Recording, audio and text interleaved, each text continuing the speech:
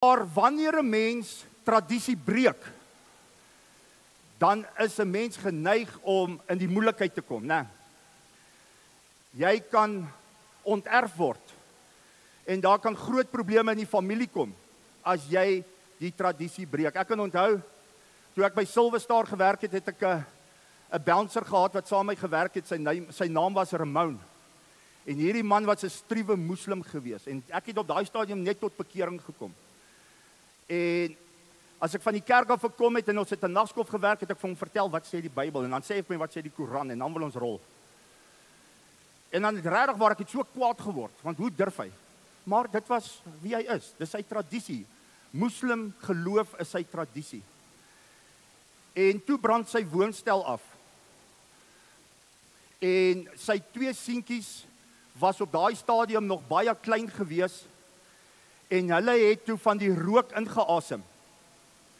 En hy kom toe op 'n nagskof na my toe en hy sê vir my, Dani, can we please pray to Jesus? Because I pray to Allah, but my boys are still in ICU. En ek sê vir hom, right, let's come. En ek vra hom om te bid. I ask him, you pray to Jesus and ask him to heal your sons. En hy bid die mooiste gebed. En die volgende nagskof, die volgende aand se nagskof, toe kom hy terug.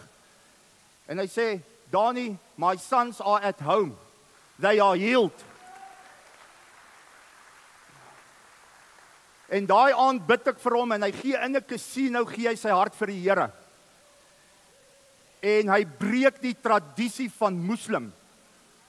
En hy aanvaar Jesus Christus as sy verlosser en sy saligmaker. En sy paale het hom onterf. Hulle is kwaad vir hom. En dit is nou 17 jaar wat ek nou al klaar is met die casino.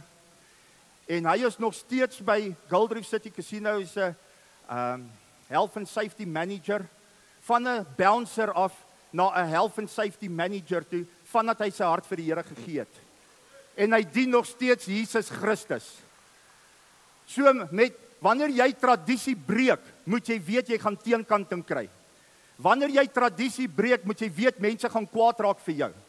So die persoonlike tradisie wat jy volg en jy breek jou tradisie in geloof, jy gaan teenkanting kry en dis presies wat hierdie ou gedoen het.